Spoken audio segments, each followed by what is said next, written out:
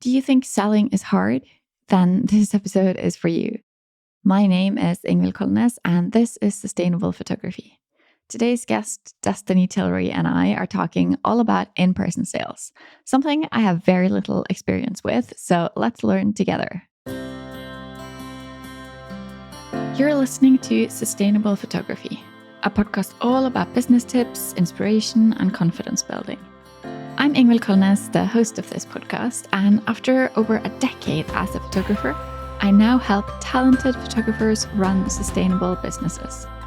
And for full transparency, you should know that I'm a mentor with paid offers, and I will probably mention some of those in this episode.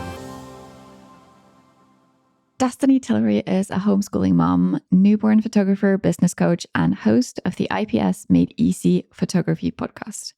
She teaches photographers strategies to grow their businesses through in-person sales in a non-salesy or hard way. Let's get to know her better, shall we? Hi, Destiny. Welcome to the podcast. Hi, I'm glad to be here. Yeah, this is a conversation I'm really excited about because we're going to talk about something I know pretty much nothing about because I have no experience in doing so, but we're going to talk about in-person sales.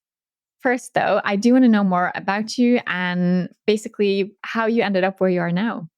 Yeah, so my name is Destiny Tillery, and I was born and raised in the South. I'm from Mississippi, and I have 3 children. 2 of those I homeschool this year for the first time.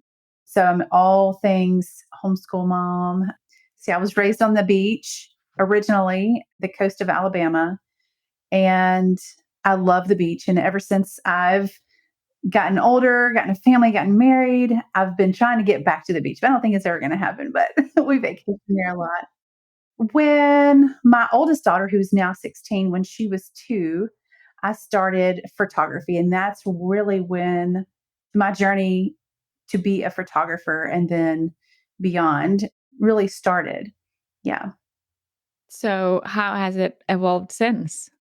So the busier I got, the more I realized things needed to change.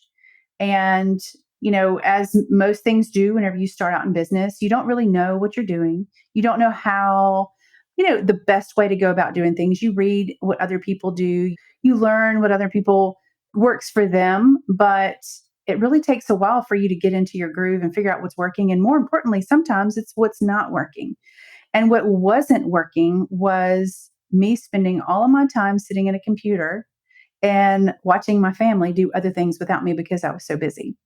So it was a bittersweet, kind of like, double-edged sword. You want business, you want to get clients, and then you think you're successful because you've made it, right? Well, what really defines success?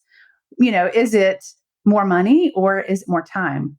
Perhaps it's both. And so that is what I wanted to find out whenever I realized something had to change. My husband and I, we decided to take our then 6-year-old daughter on a vacation. And the weeks leading up to this certain vacation, and this was really my aha moment, that I needed to sell my photography work in a different way. I needed to change some things. And it was something that I think that a lot of photographers, particularly mothers, can really relate to, because I had my child asking me to play with her, just to look at her, like, look at this picture or come play with me or rate my flip or whatever it was. And I was so busy looking at the computer trying to edit. And I was like, baby, I want to, but I just can't. I can't right now because I have so much to do. I've got to get ready for this vacation, but I promise we're going to have so much fun. We're going to spend all this time together. And I knew in that moment, I was never going to have to tell her that again because I was not going to do it anymore. Even if it meant that I didn't do another session, it wasn't going to happen like that anymore. I could not do that anymore. So that was the moment where I realized, hey, I need to change systems. I need to create boundaries. What are they? How do I make them?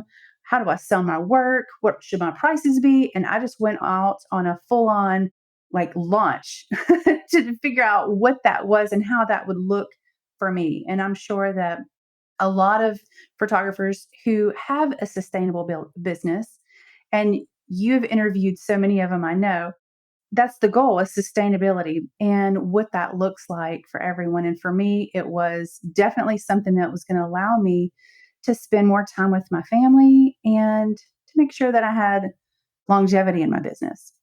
Yeah. And I think that's what you're talking about now. It's so recognizable for so many because if there's something that I see again and again is that photographers in general are way too busy and they just do too much.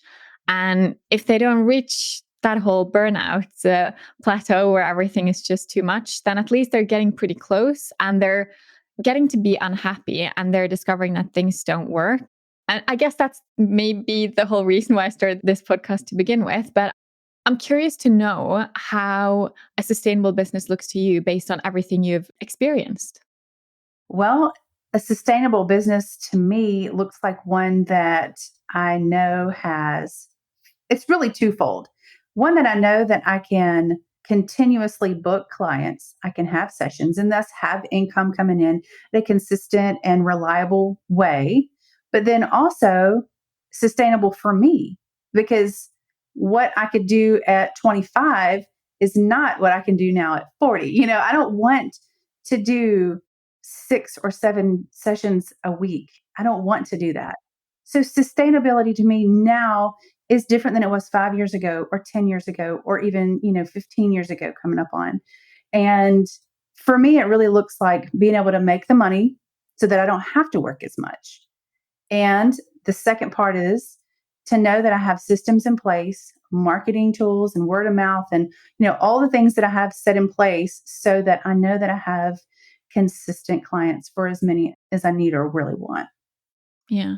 I think that's really, really important. And it always, maybe not always, but it very often comes back to that of making sure that you are charging enough so that you're making enough money. Because if you don't have that, then it's going to be really easy or maybe almost impossible to feel like you can start saying no and kind of calming down and just taking your time and making sure that you can have some free time for everything else except for work as well. It's absolutely true. Yeah. Got to make enough money to be able to continue to do it, or you'll just absolutely burn out. Yeah. So is that when you discovered that maybe trying to sell your images in person was the way to go instead of whatever it is you were doing before? Maybe you can tell us a little bit about how you used to do things and what you ended up trying instead. Yeah. So for a very short amount of time, I did the shoot and burn thing. And back then, it really was shoot and burn. It really was a CD. I did the CD thing as well. Yeah, so new photographers now, it probably doesn't make quite as much sense as it does for those of us that started earlier. But anyway, I did that for a very short time. And then I moved into a model where I would take the photos, edit, and then I would tell them, oh, in about a couple weeks or so, I'll have your photos in an online gallery. And then you can go in and you can order on your own. Okay. This is one of the mistakes that I made very early on. And it did not take me too terribly long to get out of this as fast as humanly possible. And there was a couple of reasons for that. Number one, whenever I would do this and I didn't have a clear date when I was going to have them up there, I would have emails, calls, messages on social media all over the place at all hours of the day asking when their photos were going to be ready. They were so excited, and I'm happy that they were, but it was such an energy drain. And it always felt like you've got this monkey on your back and you've got to do this thing, you've got to get these pictures ready and they're never going to be happy and they want sneak peeks and the whole thing. And then the other reason it was not good is because I don't know how it is for you, but for me, and I know a lot of people that I know, sometimes as a woman, we have so many hats that we wear in the home.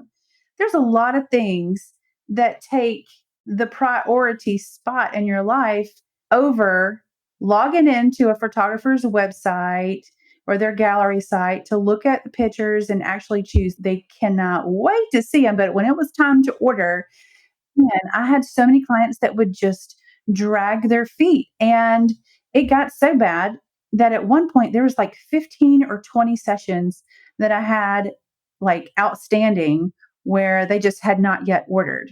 Wow. So then, as a photographer and a creative, you're left wondering, did they not like me? Did they not like the work? I mean, did they really like him? What was their expression when they saw him? Are they going to use me again? Are they talking bad? Like, are they going to rip me off and like screenshot the pictures and post them on social? Like, you just, so many questions are unanswered and so much is just lingering out there. Your paycheck depends on them placing their order, right? And it was just one of those mistakes that I'm like, I've got to help people. Whenever I get to a certain point, my husband kept telling me when I did get out of this, and I'll explain how I did.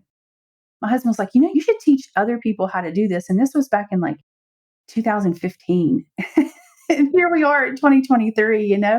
But yeah, begging people to place their order is not the position that you want to be in when you're looking to book clients that are high end or you want to give them some sort of boutique experience. That's not the position that you ever want to find yourself in. You don't want to be begging them. And if they don't, then they're penalized with a fee. Maybe you charge it, maybe you don't. But either way, you don't want to have to ever have that dynamic in your relationship and in your business relationship where you're somehow like you're punishing them, for not placing their order. So I just did away with that altogether. And then I created a product line that I wanted. I didn't create it, I curated it from other labs, obviously. But I just started somewhere. It wasn't perfect and it's not where I ended up, but it was somewhere where I just started. And when it worked, I was like, I can't believe this worked, but it worked. And I'm so thankful. And then I've never looked back since then. Wow. Yeah. And that's another thing. There's a lot of things here, but there's another thing that I know that so many are just like, yep, this is happening to me all the time. Yeah, that's how it is. So I think this is just really important to know that there is a different way of doing things. You can change it. So how did it work when you stopped doing just the online galleries? What was the process like? Okay. Yeah. So everything remained the same on the front end. Whenever I started doing in person sales, or even before then, when I was still throwing them up on a gallery online, I would still charge a sitting fee. And that's how it remained. I charged a sitting fee. I shot the session. But this time, instead of saying, I'll just message you when they're ready, I would tell them a specific date. Let's get together on a specific date and let's go over your photos, where I can present the photos to you. And by this time, after I shoot the session, my clients and anyone who is doing in person sales, they're going to properly prep their clients. They're going to know from the time that they hit the website and every form of communication thereafter is going to prep the client to know what's going on and what to expect every step of the way. But it basically works like this: you charge a sitting fee, do the session, create a date, you meet, present the photos, show them samples, ask them about, what their goal is, what their vision is for their photos and how they would like to display them. And then you walk them through that order based on what it is that they want. And so there's no more wondering, did my clients like their photos? Which ones were their favorites? Which ones were not their favorites? What do they really want? Maybe they just say, oh, I want digitals. But what really do they want? Are they wanting just memory preservation? Do they just want to collect dust on a flash drive? What really do they want? And so then you can uncover what it is that they're really saying and help guide them along in their order. It is not high pressure sales. It is not manipulation. And it doesn't have to be, like every photographer can charge whatever they want to. And whether you're meeting a client in person and your prices are lower or middle or, very expensive, it doesn't really matter as long as you are meeting with your clients and it's going to help you become a sustainable business yourself. So really, it's not in-person sales so much as it is service. Okay, yeah, that makes sense. And do you think it works for any kind of photography, or is it for something like portraits or weddings where you know that the client wants to end up with something tangible, or can it work for other kinds of sessions as well? Do you think? So there are probably a few different niches of photography that it may not work as good, but for most all of portrait photographers, it absolutely will work. And even some of my wedding clients, they a lot of times meet, before the wedding ahead of time. Do you meet your clients before the wedding? I usually do in terms of the engagement session. Like that's when we meet and we have meetings on the phone and stuff, but we usually don't have like a sit down meeting. And actually now I only do elopements, which means we only meet on the wedding day because they almost always come from either Canada or the US or maybe the UK. So they're usually always from far away. So that's very different. Wow, that is fantastic. So I don't guess for your genre of photography that it would work so well. Yeah, for me it would be hard, but it can work if you have like a video talk where you can kind of and you have some kind of an idea beforehand that you know what they want, and you can also bring album and prints. I don't know if I'd want to present that on the actual wedding day, but maybe like if you meet up the day before or day after, just to kind of probably the day before to kind of give them the options. I think that would really work actually. Yeah, yeah, and there's been a lot of success with Zoom conference calls.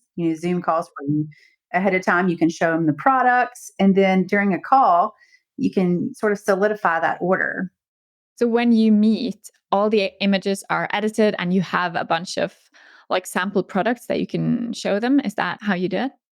Yeah, yep. So I'll have all the products that I have that I offer out on display for my clients to be able to come see. They can put their hands on them, touch them, and feel them, look through them. So often we're so used to everything that's digital nowadays that when we give something to our clients to look at, when we hold something, it's not like today is not like when it was when we were children. We would go to our grandparents' homes and we look at these albums and we flip through all these amazing, and I have been married for 22 years almost, and the first 5 or 6 years, we have all kind of albums, where we actually went and had film developed and we put them in the sleeves and all of this. And that's just not what is typical now. So you really have to stop and be intentional about printing your photos or having someone do that. And when your clients can put their fingers on it, they envision their own photos in these big canvases or in this framed artwork or in these albums, and then it becomes real to them. Then they catch the vision of what it could be. So can you have too many options? Because when I present my product to my clients, I make sure that I don't offer too many things because I don't want to overwhelm them. Is it different when you're meeting in person because you can kind of guide them in the direction that you know that they want, or how would you do that? It's not different. You can still overwhelm them. And no, I absolutely teach that you need to have a very limited amount of products that you offer, something that's very simple. I don't know, is there a cheesecake factory in Norway? Aren't you in Norway? Yeah, I'm in Norway, and no, there's not a cheesecake factory, but I think I understand the general idea. It's like a big menu and like everything's on there. Yeah, okay. Yes, yes. The Cheesecake Factory is known for having, like, I don't know, something ridiculous like 6 pages, and no matter what you choose, you feel like you've chosen the wrong thing. And so if you have because it takes you, forever to mull over your decision, and then once you do, you're looking at everyone else's plate thinking, "Oh, man, I should have gotten that. Oh, I didn't see that. I didn't even know." Then you're left thinking that you made a bad decision, and I never want my clients to walk away thinking that maybe they should have gone with something else or just second guessing themselves. And so not only that, you wanna have a clean, high-end look so that there is no question, and it's very easy to make decisions, ones that they're confident doing, and it makes them feel better not only about the photos that they have now, but about the investment that they're now making in these memories. I think that you could offer too many products and you could offer too many options in the way of your pricing. And I think that's a big mistake that a lot of photographers, even the ones that do begin in person sales, maybe they're not finding success very fast, or maybe they're reaching some roadblocks that they didn't anticipate. And that could be one of them. It could be that they're offering too many products or that their pricing guides are just very confusing, hard to understand, and just too complicated. Do you walk them through the pricing on the day you meet as well? Like you take them through and let them know the price of each thing and Yes, they would have already seen the pricing ahead of time, though. We would have already talked it through, before we meet. So by the time we meet, it's just basically just like a revisiting of something that they already know. Okay, because that's where my biggest problem is because I have tried if I've had a local client and we've walked through, they wanted an album, and then we've sat down and looked at albums and stuff, and then I'm the one who's like, she's maybe saying like, oh yeah, we want the biggest one, and I'm like, are you sure you want the biggest one? It's really big. Because I'm like talking them away from what they really want, because I feel like that is so much money. Are you sure you want to spend that much? It's only listed because I want you to get the second biggest one. I don't. So how can you stop doing that? Okay, that's a great question. And this is what I tell my students. I want you to pause. When you have that urge to say that, I want you to pause, because sometimes people have the means to and they want to spend more, because for them, it feels like they are providing for their family at a higher level, that they want the best and they don't want the middle road. Most people do, but some people don't. And they definitely don't want to be seen as getting the cheapest package or the cheapest album option. And so when you have that urge to say something, it's because we fear rejection. And if there is a pause, if there is 1 second that we are not talking or talking is being done, we feel like we have to fill it with words to help convince them one way or another. And one way or another, we will convince them. So, what I would say is just take a pause, let them think about it. Because if we're not even allowing them to really think it through, then we could be doing more damage to not only our bottom line, but to their end product. So, yeah, when you feel that urge to say something, just give it 10, 15 seconds. Mm. Yeah, I think that's good advice, because I don't like it when someone talks to me like I should make a different choice, or you kind of look like you can't afford this. It's not nice for anyone. And we need to kind of trust that our clients knows what's best for them without us being like, I'm the only one who can tell you what to do. So yeah, I definitely think you're right about that. And something else, this is a big factor in any business. It's that we take cues and clues from our clients, their social status, and we really shouldn't do that. If we judge a book by its cover, we could really get ourselves in some trouble, because what if they really can afford it? They just don't outwardly show it. Or what if they typically wouldn't spend this, but they've spent all year saving because they want you to photograph for their family? And because this is what they value, this is the important things in life that they want to spend their money on. And, we could go on and on all day about what people value and what they spend their money on. I joke and say, my mother and my mother in law, they both are very, really good cooks. Okay. They love to have kitchen gadgets. I don't know how, but like, I married a man whose mom likes the same things my mom does, as far as like certain kind of pots and like little tiny appliances that do this and that and everything. Anyway, so when they come to my house, they look at my kitchen and they're like, Destiny, your kitchen is just so empty. You don't have anything to do. I don't even know how to cook in here because it's so inept. And I'm like, I'm sorry, somehow we get by. And it's not that I can't go spend the money on those things that they have. It's just, I just don't value that. It's not that important to me. And so I'm telling people all the time, look, whenever someone doesn't book you, or I'm encouraging a photographer that's new into in-person sales and they're like, oh, they didn't book, that's okay, because they just didn't value this specific experience like another person will.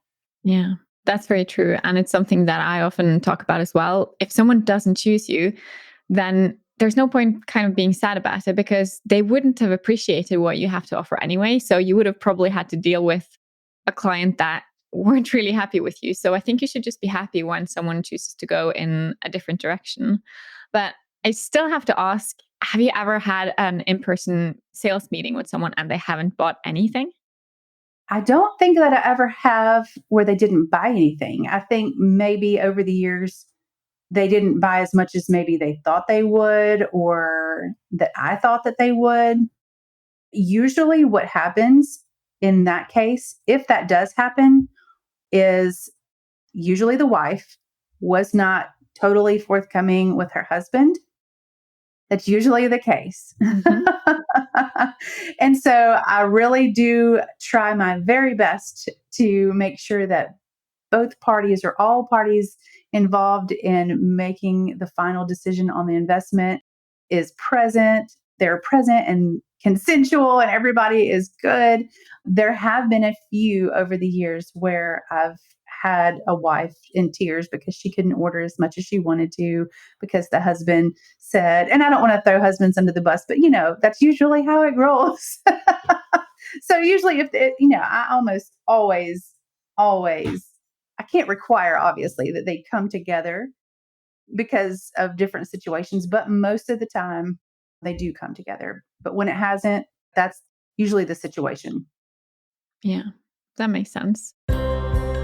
Money matters. Money is what lets you have all the things that you need and want, both in your life and business. And as business owners, it's up to us to ask for it and to charge the right amounts. Here's where many photographers mess up, and I want to help fix that. Go to ingvildkolnes.com/pricing workshop and get your ticket to the pricing workshop, where we'll talk about money mindset, what to base your prices on. We'll build out your packages and make sure that you're avoiding the most common mistakes. 5 days of clear, actionable lessons and live coaching calls.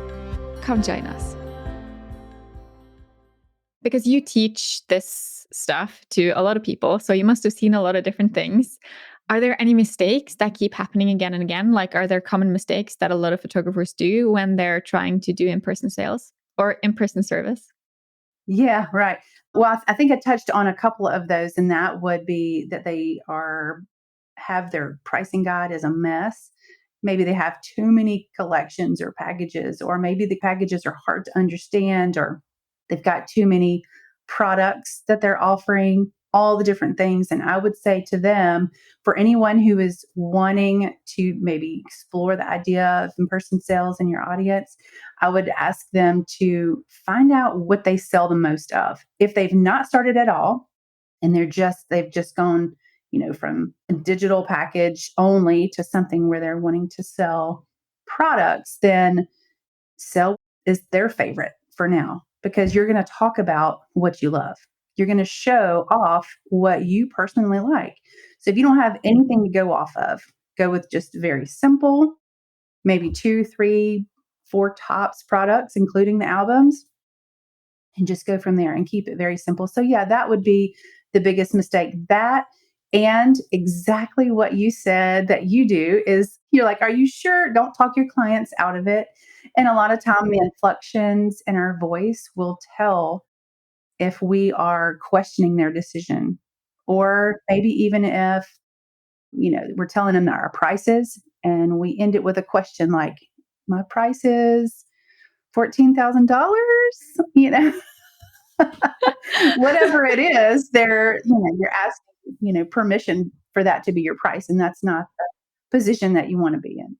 No, you definitely want to be the authority and not the person who's kind of scared of saying how your business is, because you don't want to let your client kind of run your business. You want to be in charge of your business, because if not, it's really hard to be profitable if you're going to let your clients walk all over you and decide what your pricing or anything else is.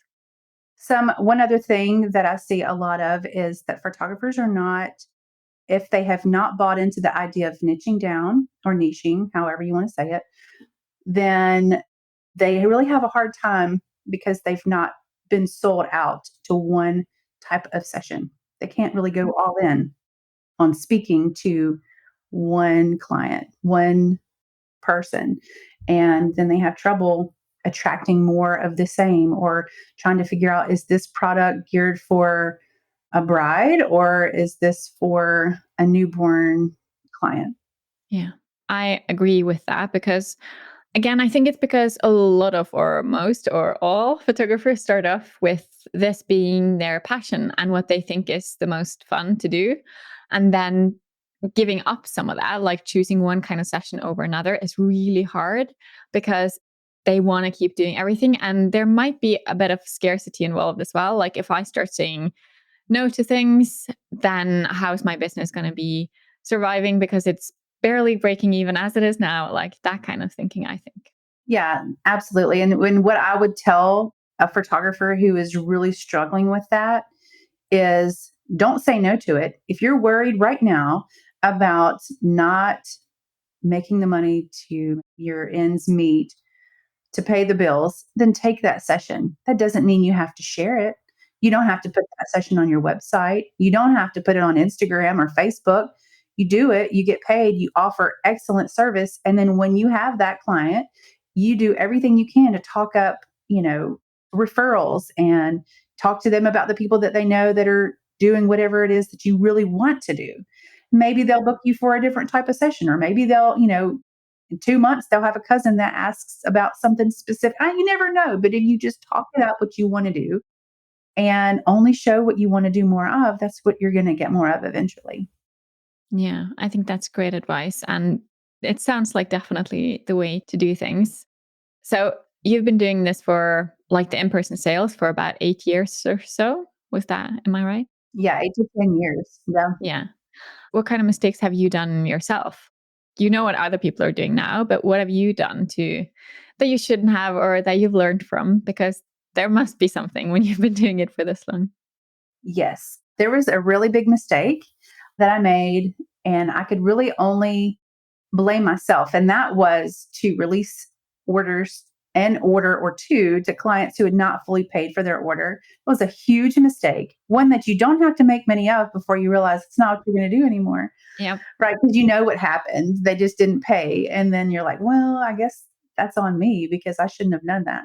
So, yeah, definitely make sure you're paid in full before you release any products for sure. Yeah. I've made the same mistake when it comes to weddings as well. Before I was like, I guess I can take the final payment after the wedding, or I think I had the invoice to be due on the wedding day.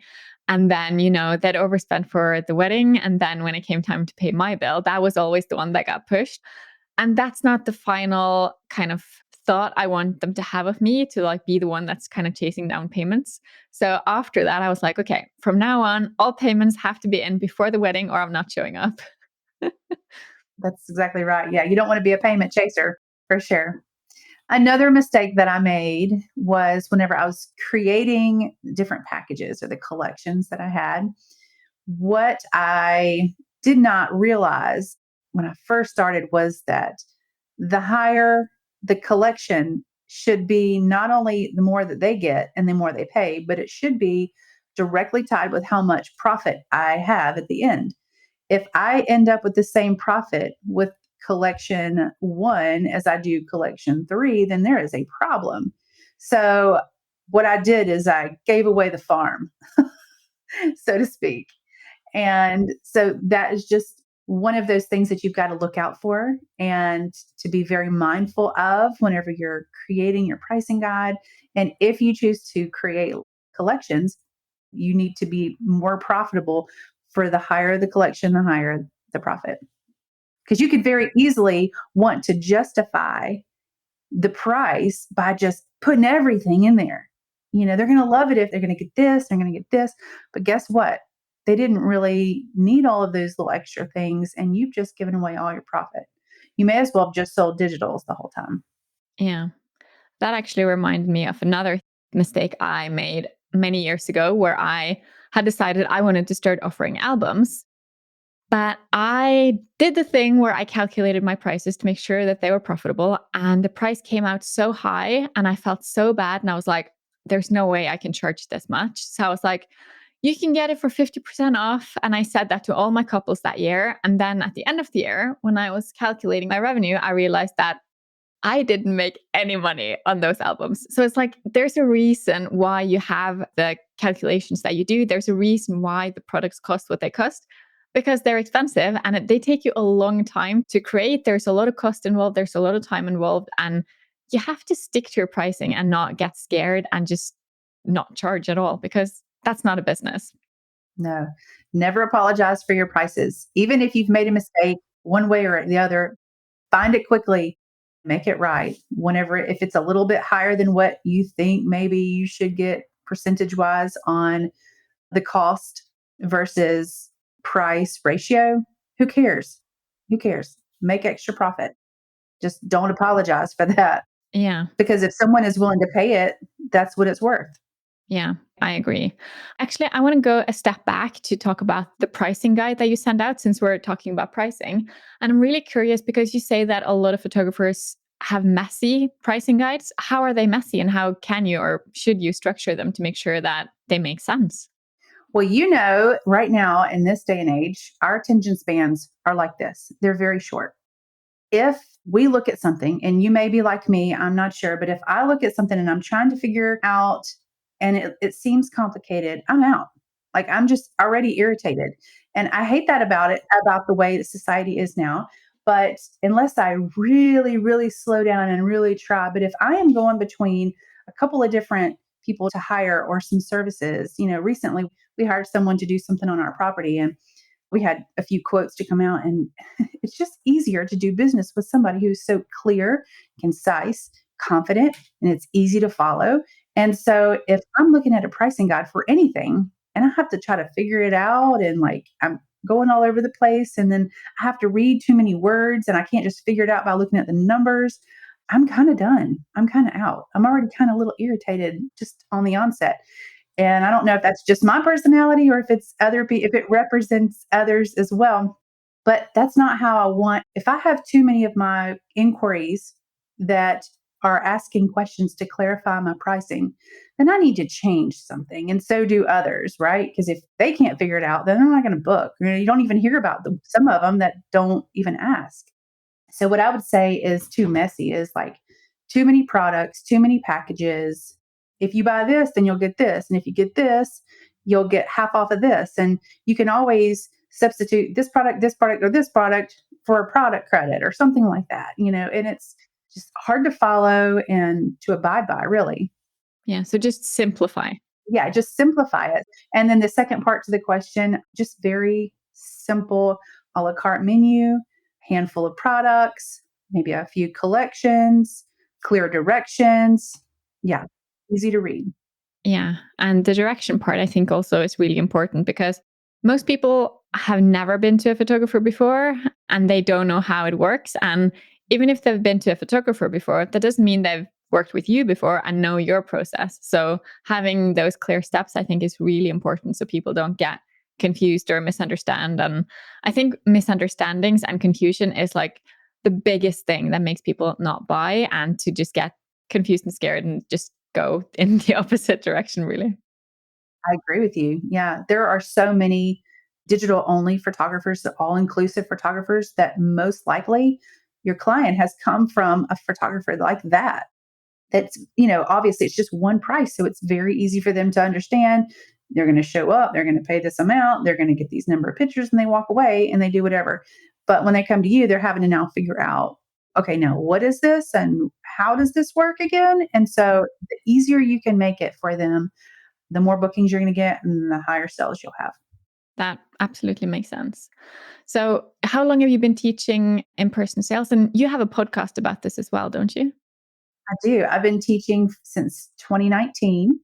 And my podcast is IPS Made Easy. So that is exactly what I teach. And I want everyone to walk away with knowing is it doesn't have to be hard. It doesn't have to be real pushy or salesy. Don't have to be an extrovert or a salesy type of person.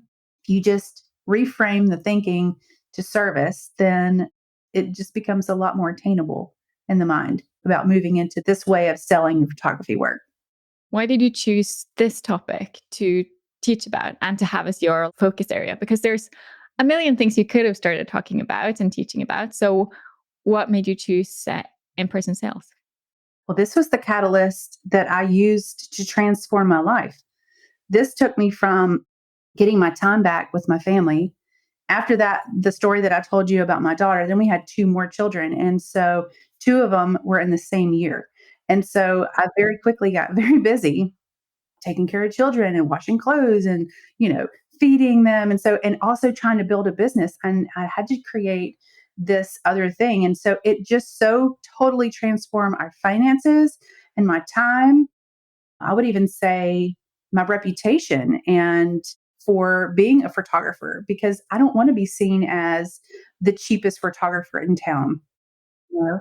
So a lot of times I'll see where people will go on a Facebook page and, a local one and ask, Does anybody know of a newborn photographer in town or something like that? And there'll be all these names, or there'll be one that says something like, I don't want to charge an arm and a leg. Look, I don't want my name on there. Okay. I don't want my name on that because I want someone to say, like, what I've seen is, hey, it's worth it. You're going to pay for it, but it's going to be worth it. Because really and truly, it's not just about the money, it's about being able to do this long term. And what am I going to trade my time for? What am I going to give up in order to make this money? We have to make money, yes, but I'm not going to hustle as hard if it's to the detriment of my family and me being able to pour back into my kids and my husband the way that I know that I want to. So it's financially, I went from about 50,000 a year to 3 years later, I was making 250,000 a year. That's a big jump. This is a big jump. And it really wasn't even the prices themselves weren't, I mean, they were higher, of course, but it was like the perception. It was the perception of value. And my work pretty much stayed the same. It was the products, it was the one-on-one time, it was the overall satisfaction of the client who then told their friends and they wanted the same thing. It was like the whole culmination of things. But that is the reason that I want to teach other photographers to do this, is that get back to doing the things in your life that you love doing.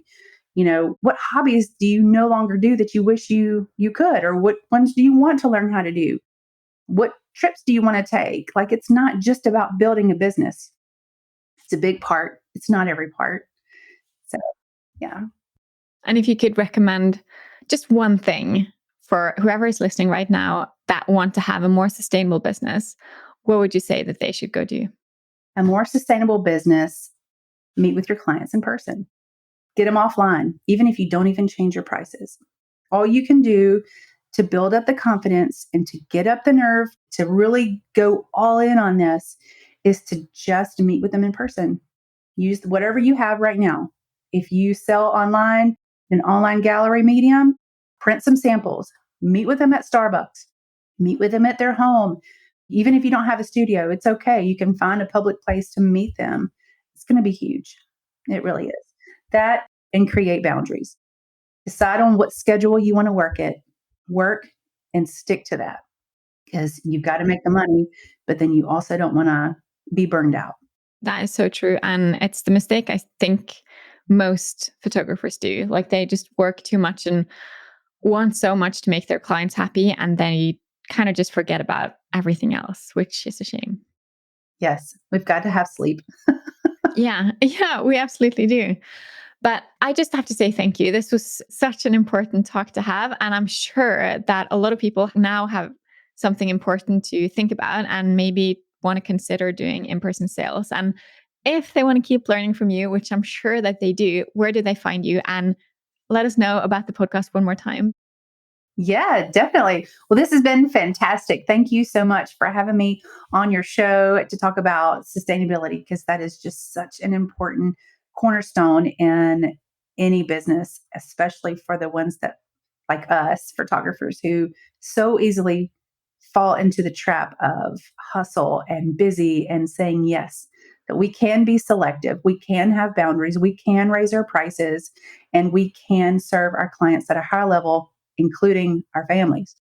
You can find me at destinytillery.education.com, where I have a free 3-day mini course where it's absolutely free. You register for it, it'll end up in your inbox, and then you can listen to that, interact with it, and see if it's something that you want to explore. And if you guys want to listen in on my podcast, it's IPS Made Easy. You can find it anywhere that you listen to podcasts. Perfect. I'm going to be sure to link to them in the show notes so that they're just a click away. And I just have to say again, thank you so much for doing this talk with us, Destiny. Thank you so much. Thank you. You just listened to an episode of Sustainable Photography. Please share this episode with a photographer you care about.